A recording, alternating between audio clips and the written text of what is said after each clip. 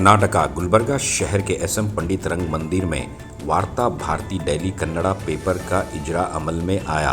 वार्ता भारती वैसे तो दक्षिण कर्नाटका, जिसको कारावली भी कहते हैं, तकरीबन 30 साल से अपने खिदमात अंजाम देने के बाद गुलबर्गा, जो कल्याण कर्नाटका का डिविजनल हेडक्वार्टर्स है, यहाँ से वार्ता भारती ने नई शुरुआत की है। इस इनाग्रेशन फंक्शन में रियासती वज़रा, सियासी रहनुमा और सियासी जहदकारों को मदऊ किया गया, जिसमें ऐसी शख्सियत जिसको सारा हिंदुस्तान जानता है, बाहुबहशित फिल्मों के अदाकार और सियासी जहदकार प्रकाश राज ने शिरकत करके अपने तकरीर के दौरान कहा कि सियासत तो आवाम को करनी है, चुनिंदा नुमाइंदों से सिर्फ काम पर ध्यान दें। प्रकाश राज ने अपनी बेबाक बयानी से सामाईन का दिल जीत लिया। रियासती विधानसभा के स्पीकर यूटी खादर ने अपने शिरकत से प्रोग्राम को जला बख्शी। रियासती वक्फ बोर्ड चेयरमैन डॉक्टर हज़रत सैयद शाह अली अल हुसैनी साहिब सज्जाद नशीन बारगाह बंदे नवाज रहमतुल्लाह अलैह ने भी शिरकत फरमाई। तो आइए देखते हैं तफसीली report. Bureau report, Atraf TV Urdu news.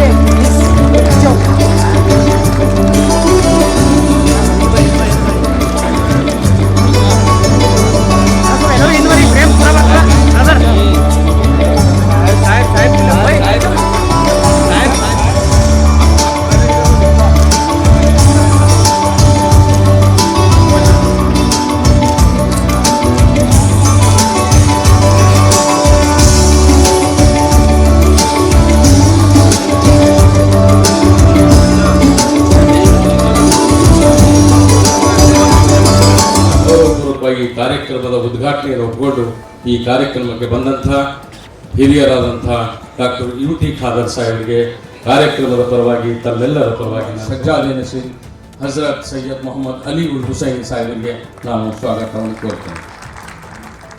ಅದರ ಬಿಡುಗಡೆ ಕಾರ್ಯಕ್ರಮಕ್ಕೆ ಬಹಳ ವಿಶೇಷವಾಗಿ ನಿನ್ನೆಯವರೆಗೆ ವಿಧಾನಸಭೆಯ ಅಧಿವೇಶನ ಭಯಂಕರ ಒತ್ತಡ ಮಾತು ಹೇಳಿದ್ರು. ನಾನು ವೈರಲ್ ಪತ್ರಿಕೆ ನಡೆಸ್ತಾ ಇದ್ದೀನಿ, ಆದರೆ ನಾನು ಯಾಕೆ ವಾರ್ತಾ ಭಾರತದ ಇನ್ನೊಂದು ಪತ್ರಿಕೆಗೆ ಸಪೋರ್ಟ್ ಮಾಡಕ್ಕೆ ಬರ್ತೀನಿ, ನಿಮ್ಗೇನು ಕಾಂಪಿಟೇಷನ್ ಇದೆಯಾ ಅಂತ ಅವ್ರು ಭಾಳ ಒಳ್ಳೆ ಮಾತಾಡೋದು. ಇದು ಕಾಂಪಿಟೇಷನ್ ಅಲ್ಲ. ಯಾಕಂದ್ರೆ ಪ್ರವಾಹದಲ್ಲಿ ಕೊಚ್ಚಿ ಹೋಗೋದಕ್ಕೆ ಯಾರು ಬೇಕಾದ್ರೂ ಪ್ರವಾಹದಲ್ಲಿ ಕೊಚ್ಚಿ ಹೋಗ್ಬೋದು, ಸತ್ತು ಮೀನು ಕೂಡ ಪ್ರವಾಹದಲ್ಲಿ ಕೊಚ್ಚಿ ಹೋಗುತ್ತೆ ಅಲ್ವಾ? ಆದರೆ ಅದರ ಎದುರು ಈಜೋದಕ್ಕೆ ಜೀವ ಇರೋ ಮೀನುಗಳು ಬೇಕು.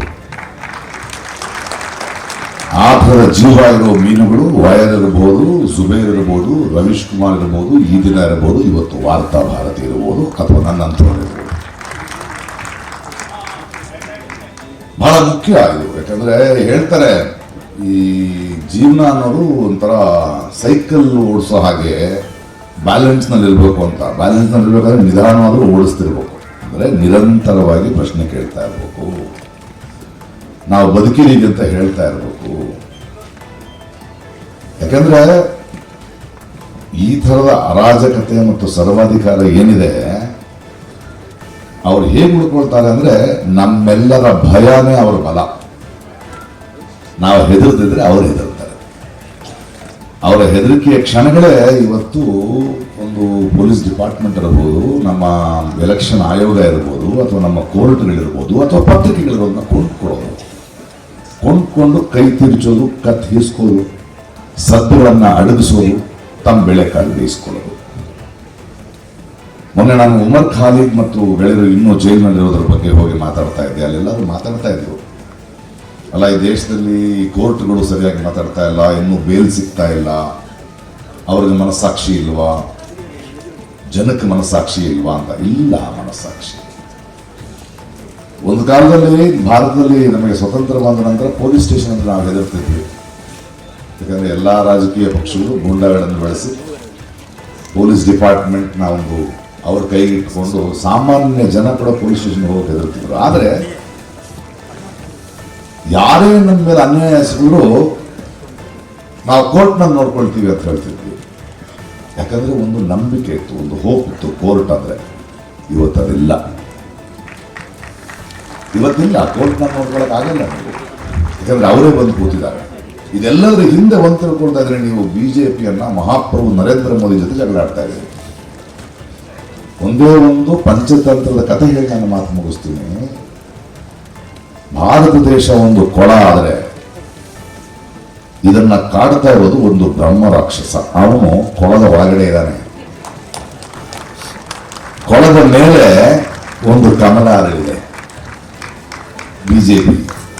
ನೀವು ಈ ಕಮಲದ ಜೊತೆ ಫೈಟ್ ಮಾಡ್ತಾ ಇದ್ದೀವಿ. ನೀವು ಫೈಟ್ ಮಾಡಬೇಕಾಗೋದು ಈ ಕಮಲದ ಜೊತೆ ಅಲ್ಲ, ಅದರ ಬೇರಿನ ಶಕ್ತಿ ಆಳದಲ್ಲಿರೋ RSS.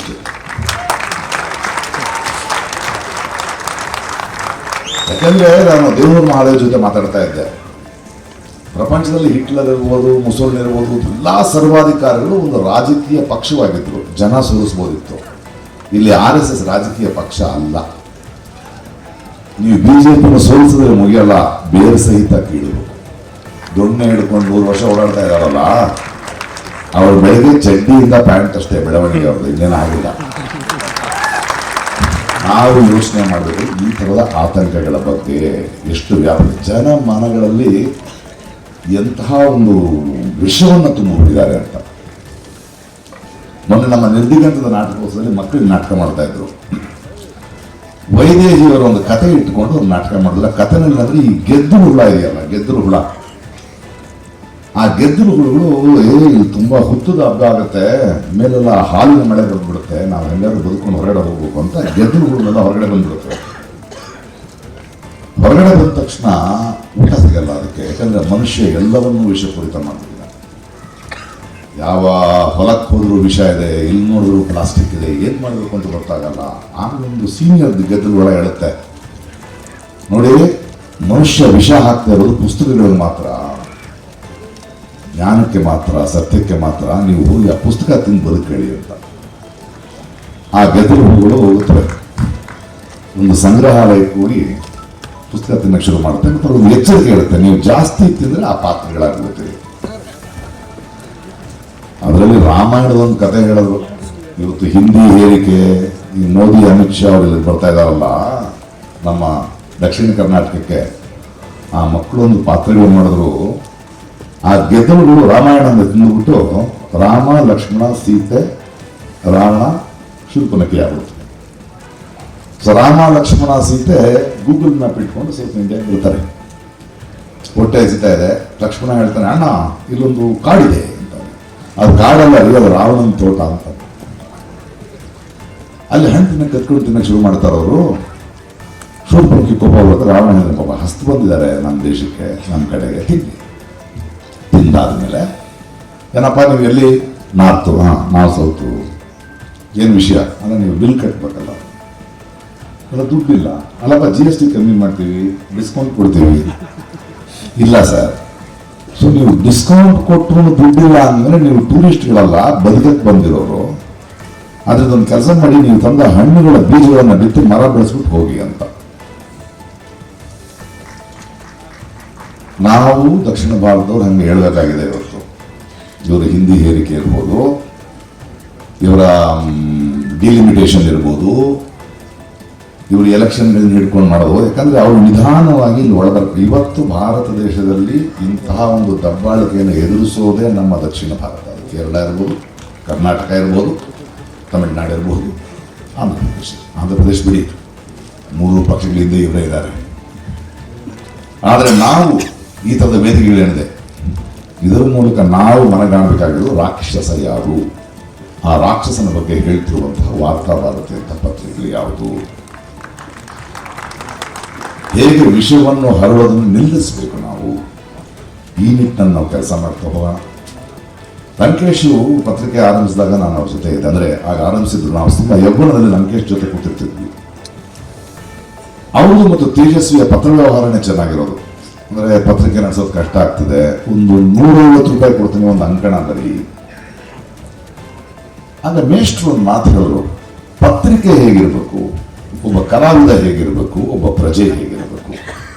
ಪತ್ರಿಕೆ, ಮಾಧ್ಯಮ, ಕಲಾವಿದ, ಜನ ನಿರಂತರವಾದ ವಿರೋಧ ಪಕ್ಷವಾಗಿರಬೇಕು. ಯಾವ ಸರ್ಕಾರದ ಕೃಪಕಟಾಕ್ಷಕ್ಕೆ, ಆಳುವ ಪಕ್ಷದ ಕೃಪಕಟಾಕ್ಷಕ್ಕಿಲ್ಲದೆ ಜನರ ದನಿಯಾಗಿ ನಿರಂತರವಾದ ವಿರೋಧ ಪಕ್ಷವಾಗಿರ್ತೀವೋ ಆಗ ಅವರು ಧೈರ್ಯದಿಂದ ಕೆಲಸ ಮಾಡ್ತಾರೆ, ಹೆದರಿಕೆಯಿಂದ ಕೆಲಸ ಮಾಡ್ತಾರೆ.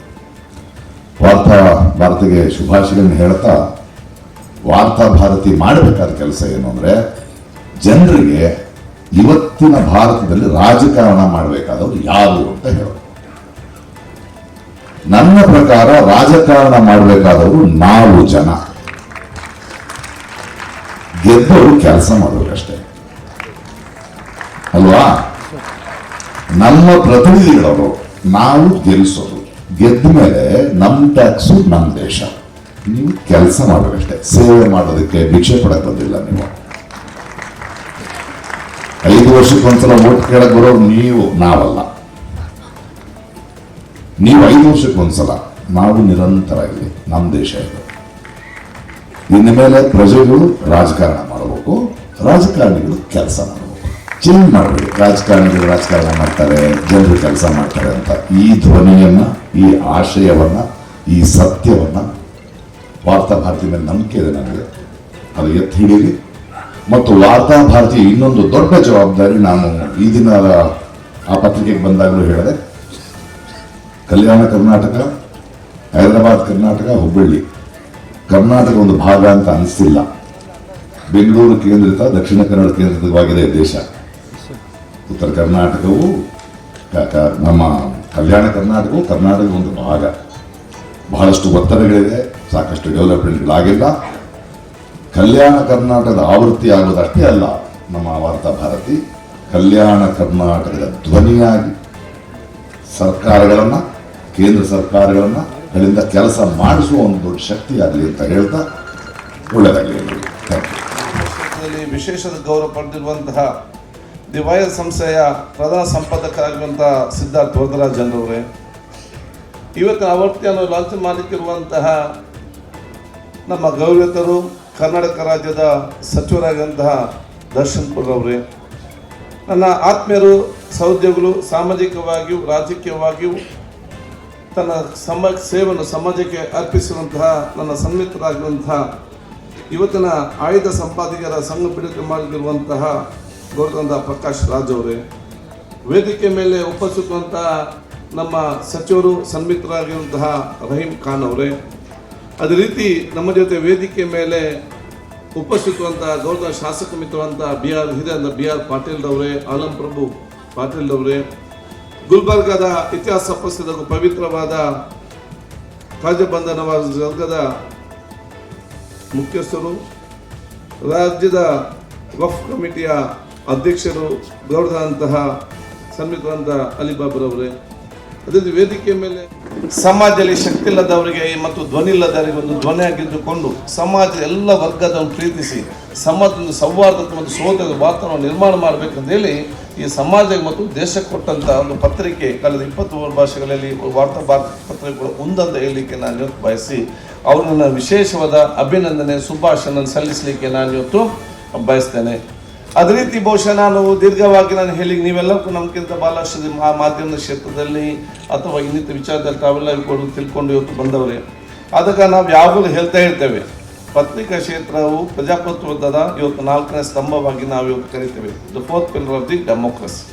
ಯಾಕೆಂತ ಹೇಳಿದರೆ ಅದು ಕೇವಲ ಜನರಿಗೆ ಮಾಹಿತಿ ಕೊಡುವ ಅಂತ ಒಂದು ಮಾಹಿತಿ ಸಂಗ್ರಹ ಮಾಡಿ ಕೊಡುವಂಥ ಮಾಧ್ಯಮ ಅಂತ ಮಾತ್ರವಲ್ಲ. ಅದಕ್ಕೆ ಪತ್ರಿಕೆ ಕೆಲಸ ಬರೀ ಒಂದು ಮಾಹಿತಿಯನ್ನು ಜನರಿಗೆ ಕೊಡುವಂಥ ಮಾತ್ರ ಒಂದು ಕೆಲಸ ಅಲ್ಲ. ಅದು ಪತ್ರಿಕೆ ಯಾವಾಗಲೂ ಕೂಡ ಅದೊಂದು ಸಾಮಾಜಿಕ ಜವಾಬ್ದಾರಿಯ ಪ್ರತೀಕ. ಸಮಾಜದಲ್ಲಿ ಎಲ್ಲ ಆಗು ಹೋಗುಗಳು ವಿಶೇಷ ಜವಾಬ್ದಾರಿ ವಹಿಸಿಕೊಂಡು ಕಾರ್ಯನಿರ್ವಹಿಸುವಂತಹ ದೊಡ್ಡ ಮಟ್ಟದ ಶಕ್ತಿ ಮತ್ತು ಪ್ರತೀಕ ಆಗಿದೆ ಅಂತ ಹೇಳಲಿಕ್ಕೆ ನಾನು ಇವತ್ತು ಬಯಸ್ತೇನೆ. ಅದೇ ರೀತಿ ಮಾನವೀಯ ಮೌಲ್ಯಗಳ ಒಂದು ಪ್ರತಿಧ್ವನಿ ಇವತ್ತು ಆಗಬೇಕಾಗ್ತದೆ. ಸಮಾಜದ ಮಾನವೀಯತೆ ಮತ್ತು ಮೌಲ್ಯಗಳ ಅದು ಜನರಿಗೆ ಮುಟ್ಟಿಸಿಕೊಂಡು ಪ್ರೇರಿಸಿಕೊಂಡು ಜನರನ್ನು ಕೂಡ ಇವತ್ತು ಅದೇ ರೀತಿ ಅವರ ವ್ಯಕ್ತಿತ್ವ ಮಾನವೀಯ ಮೌಲ್ಯಗಳನ್ನು ವ್ಯಕ್ತಿತ್ವವನ್ನು ಬೆಳೆಸಿಕೊಳ್ಳಲಿಕ್ಕೆ ಪ್ರೇರಣೆ ಕೊಡುವಂಥ ಪ್ರತಿ ಕೂಡ ಇವತ್ತು ಆಗಬೇಕಂತ ಹೇಳಲಿಕ್ಕೆ ಅಂತೂ ಇಚ್ಛಿಸುವಂಥದ್ದು. और मुझे बेहद खुशी है कि मुझे आज यहाँ पे इस मौके पे इस अवसर पे इसके उद्घाटन के लिए बुलाया गया. मैं तहे दिल से शुक्रिया अदा करना चाहता हूँ. और इसी इस अखबार का जो मकसद है, इस अखबार का जो पर्पस है, इससे जुड़े हुए मैं कुछ आपसे कुछ बातें रखना चाहूँगा. दोस्तों, इन दिनों वोट चोरी का शब्द काफी इस्तेमाल किया जा रहा है. अब मैं नहीं जानता हूं कि सही मायने में वोट चोरी हो रहा है या नहीं हो रहा है, लेकिन एक बात मैं बहुत साफ शब्दों में कह सकता हूं कि अगर वोट चोरी हो रहा है तो वोट चोरी से पहले इस देश में, हमारे इस मुल्क में खबरों की चोरी हुई है. तो खबर चोरी, समाचार को एक तरह से लोगों से दूर उसको भगा देना, उसको दबा देना, उसको दफना देना, ये बीमारी हम 2014 से देख रहे हैं. जब हिंदुस्तान के लोगों को सबसे ज्यादा जरूरत थी एक ऐसे मीडिया की जो ईमानदारी से, सच्चाई से अपना काम करे, जो देश के तमाम जो मसाइल हैं, जो समस्याएं हैं, उस पर वो रोशनी डाले, जो हमारे हुक्मरान हैं, जो हमारे नेता हैं, उन तक आम जनता की बात पहुंच पाए, उन तक आम जनता के जो सवाल हैं वो पहुंच पाए. पिछले 10 साल में, पिछले 11 साल में इतनी जरूरत रही है इस चीज की, लेकिन मैदान जंग में हिंदुस्तान का जो बड़ा मीडिया है वो गायब है. न सिर्फ गायब है, बल्कि मेरा मानना है कि जो काम हिंदुस्तान का बिग मीडिया कर रहा है वो डेमोक्रेसी को दफनाने का काम कर रहा है. इस देश में जो सांप्रदायिक सौहार्द है उसको दफनाने का काम कर रहा है. इस देश की जो संस्कृति है, इस देश की जो फेडरल स्ट्रक्चर है, इस देश के तमाम जो हमारी जमहूरियत है, तमाम जिन चीजों के लिए हमारे एंसेस्टर्स ने लड़ाइयां लड़ी अंग्रेजों के खिलाफ, उन तमाम चीजों को दफनाने के लिए बड़ा मीडिया हिंदुस्तान का काम कर रहा है. अब जाहिर है कि अगर बड़ा मीडिया, अगर बिग मीडिया मैदान जंग से निकल जाए, अगर वो जब जरूरत पड़ती है वो गायब हो जाते हैं, तो उस खला में, उस वैक्यूम में जाहिर है कि नया मीडिया पैदा होगा. एक आजाद मीडिया, एक जिम्मेदार मीडिया, भले ही छोटा हो, भले ही बिखरा हुआ हो, लेकिन ये नया इंडिपेंडेंट मीडिया अपना काम कर रहा है. और उसका जीता जागता मिसाल ये अखबार है. वार्ता भारती जैसा एक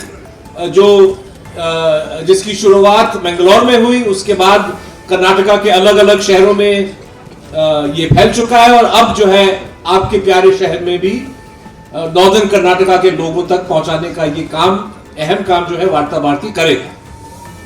और मुझे बहुत फख्र है कि वार्ता भारती के साथ जिस इदारे को, जिस मीडिया हाउस को चलाने का मैं और अपने जो साथी चलाते हैं, thewire.in, हमारा जो है वेबसाइट 2015 में शुरू हुआ, अंग्रेजी में है, हिंदी में है, उर्दू में है, अब तेलुगु में पिछले साल हमने लॉन्च किया.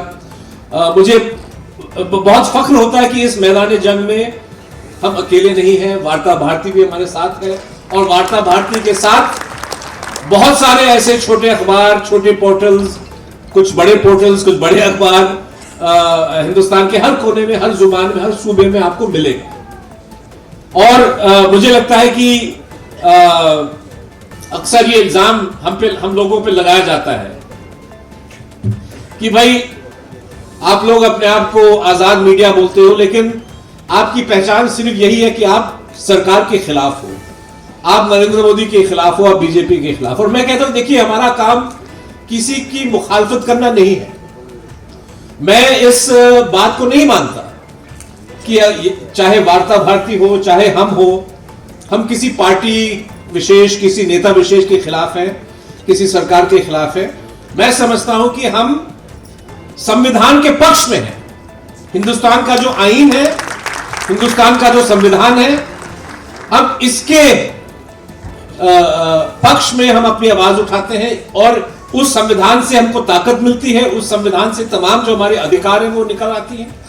और संविधान के अलावा मेरा मानना है कि आज का जो हिंदुस्तान में जो इंडिपेंडेंट मीडिया चल रहा है और जो अपना काम कर रहा है, ये भी हिंदुस्तान के अंग्रेजों के खिलाफ जंग आजादी का एक हिस्सा था।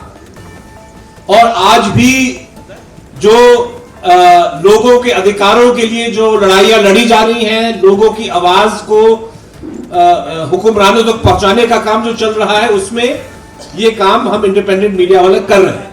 हमको ये नहीं भूलना चाहिए कि फ्रीडम स्ट्रगल का एक बहुत ही महत्वपूर्ण हिस्सा हिंदुस्तान की मीडिया थी। पता नहीं आप में से कितने लोग मौलवी मोहम्मद बाकिर का नाम जानते हैं। ये शायद हिंदुस्तान के पहले जो है अखबार नवीस थे जिन्होंने देश के लिए अपनी जान गंवा दी। 1857 के जंग आजादी के दौरान उनका उर्दू अखबार, दिल्ली उर्दू अखबार ने अंग्रेजों के खिलाफ अच्छा काम किया। और जब अंग्रेजों ने दोबारा दिल्ली पे जब उन्होंने फतेह की, तो फिर उन्होंने मौलाना बाकिर साहब को सजाए मौत दी। और वो शायद हिंदुस्तान के पत्रकारों, मतलब हिंदुस्तानी मीडिया के पहले शहीद, पहले मार्टर थे। इसके अलावा और भी नाम है जिन्होंने अपने प्रोफेशन के लिए, अपने काम के लिए अपनी जान गंवा दी। गणेश शंकर विद्यार्थी कानपुर में शहीद हुए। लेकिन इसके अलावा और भी हमारे लोग हैं, उनकी पहचान शायद अलग है, जैसे शहीद भगत सिंह हैं, डॉक्टर B.R. अम्बेडकर हैं।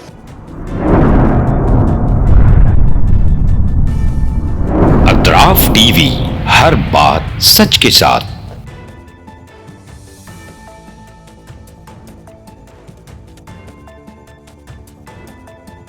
इस न्यूज को स्पॉन्सर किया है SAR फैंटेसी वाटर पार्क। सारे फैमिली का एंटरटेनमेंट, पिकनिक, हॉलिडे, वेकेशन,